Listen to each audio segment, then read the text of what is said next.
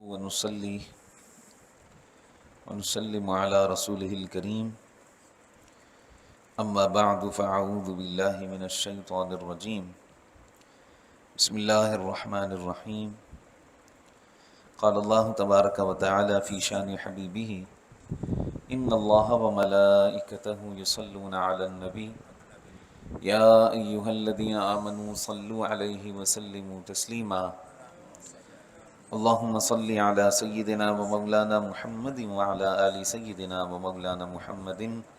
بعدد كل شيء معلوم لك ربي أرني بجمالك يا رسول الله يا رسول الله يا رسول الله۔ حضرت سیدنا عابس بن ربیعہ رضی اللہ تعالیٰ عنہ سے مروی ہے کہ میں نے حضرت سیدنا عمر بن خطاب رضی اللہ تعالیٰ عنہ کو دیکھا کہ حجر اسود کو بوسہ دیتے ہوئے فرما رہے تھے کہ میں جانتا ہوں کہ تو ایک پتھر ہے جو نفع و نقصان نہیں پہنچا سکتا، اگر میں نے رسول اللہ صلی اللہ علیہ وآلہ وسلم کو تجھے بوسہ دیتے نہ دیکھا ہوتا تو میں تجھے بوسہ نہ دیتا۔ اس حدیث پاک کی مختصر شرح ہم نے کل کے درس میں بیان کی تھی۔ فقیہ اعظم حضرت مولانا مفتی شریف الحق امجدی رحمۃ اللہ تعالی علیہ فرماتے ہیں کہ یہ حدیث پاک مختلف الفاظ اور کچھ زیادتی اور کمی کے ساتھ دیگر صحابہ کرام سے بھی روایت کی گئی ہے، جن میں حضرت سیدنا عبداللہ ابن عباس، حضرت سیدنا ابن عمر، حضرت سیدنا عروہ، حضرت سیدنا اسلم،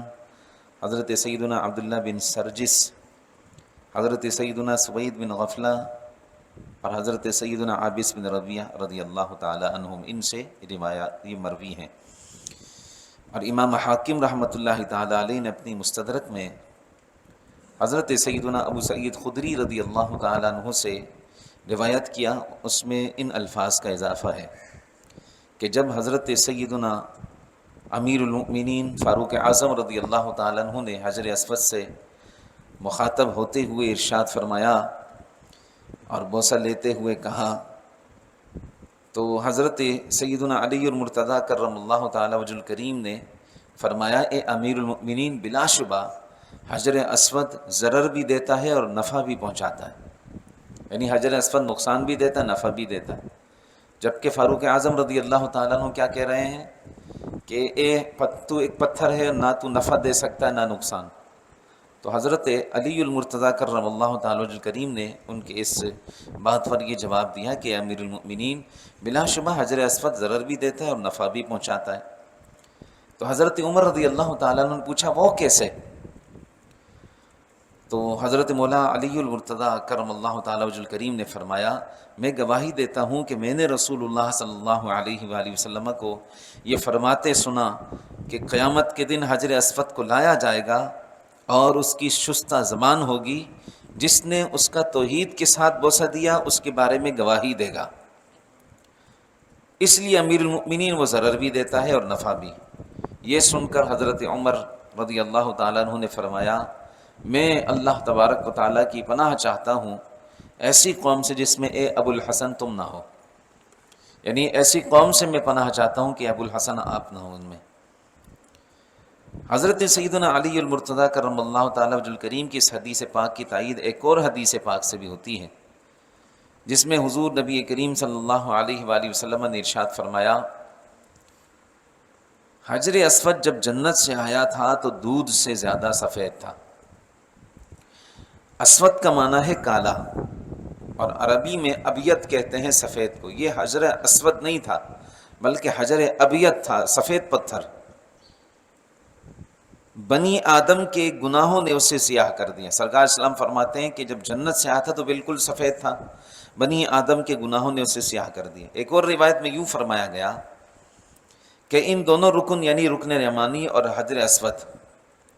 ان کا چومنا گناہوں کو مٹا دیتا ہے۔ ان حدیث سے یہ ثابت ہوا کہ حجر اسود نفع دیتا ہے، جس نے ایمان کے ساتھ اس کا بوسہ لیا اس کے حق میں قیامت کے دن گواہی دے گا۔ تو کیا یہ معمولی نفع ہے؟ ذرا سوچیے سمجھیے، یہ بہت بڑا نفع ہے کہ گواہی دے۔ پھر اسی طرح بوسہ دینے والوں کی گناہوں کو مٹاتا ہے، یہ نفع پہنچانا ہے۔ امام ابن ماجہ روایت کرتے ہیں حضرت سیدنا ابو ہریرہ رضی اللہ تعالیٰ عنہ سے کہ حضور نبی کریم صلی اللہ علیہ وآلہ وسلم انہوں نے سنا اور سن کر ارشاد فرمایا کہ جس نے اس حجر اسود کا بوسہ لیا تو گویا اس نے رحمان کی ید قدرت کا بوسہ لیا۔ ایک اور حدیث پاک میں ہے کہ رسول اللہ صلی اللہ علیہ وسلم فرمائے یہ رکن اسود یقیناً زمین میں اللہ تبارک و تعالیٰ کا ید رحمت ہے، اس کے ذریعے اللہ تعالیٰ اپنے بندوں سے مصافحہ فرماتا ہے، جیسے ایک شخص اپنے بھائی سے مصافحہ کرتا ہے، اسی طرح حجر اسود کا بوسہ دینا یا اس کو ہاتھ لگانا، اس کو چھونا، یہ برکتیں ہیں۔ حضرت سیدنا عبداللہ ابن عباس رضی اللہ تعالیٰ عنہ سے حدیث، طویل حدیث ہے، اس کا خلاصہ یہ ہے کہ رسول اللہ صلی اللہ تعالیٰ علیہ وآلہ وسلم کی بیعت کرتے تھے صحابہ، تو حضرت عبداللہ ابن عباس فرماتے ہیں جس نے رسول اللہ صلی اللہ علیہ وسلم کی بیعت نہیں پائی اور حجر اسود کا بوسہ لے لیا تو اس نے اللہ تبارک و تعالیٰ اور اس کے رسول کے ساتھ بیعت کر لی۔ تو کیا ایک بندے کے لیے اس سے بڑی کچھ اور سعادت ہو سکتی ہے؟ اور یہ بھی نفع پہنچانا ہے۔ رہ گیا حضرت سیدہ فاروق اعظم رضی اللہ تعالیٰ عنہ کا وہ ارشاد کہ حجر اسود تو نفع نہیں دیتا، تو نقصان نہیں دیتا، تو اس کی وجہ ہم نے کل کے درس میں یہ بیان کی تھی کہ لوگ نئے نئے مسلمان ہوئے تھے اور پتھروں کی عبادت کرتے تھے، تو آپ نے ان کے دل سے پتھروں کی محبت نکالنے کے لیے یہ جملے کہے تاکہ عہد جاہلیت کے اندر جو وہ بتوں کی عبادت کرتے تھے اور کہیں وہ یہ نہ سمجھے کہ ہم وہاں بھی پتھر کی عبادت کرتے تھے یہاں بھی پتھر ہے، تو کہیں وہ اس کے ساتھ خلط مت نہ کر دیں۔ اور حضرت مولا علی کرم اللہ تعالیٰ الکریم نے اس کی وضاحت یہ فرما دی کہ حجر اسود نفع بھی دیتا ہے، حجر اسود نقصان بھی دیتا ہے، اور اس کی وضاحت ہم نے پچھلی حدیث میں کر دی۔ خصوصیات کیا ہیں حجر اسود کی؟ اس کی خصوصیت یہ ہے کہ اس کے چھونے سے گناہ مٹتے ہیں۔ حجر اسود کو جو چھوئے یا حجر اسود کا بوسہ لے تو اس سے گناہ مٹائے جاتے ہیں۔ یہ وہ عظیم پتھر ہے کہ اعلان نبوت سے پہلے بھی یہ پتھر مبارک حضور نبی کریم صلی اللہ علیہ وآلہ وسلم کو سلام کیا کرتا تھا، سلام کہتا تھا۔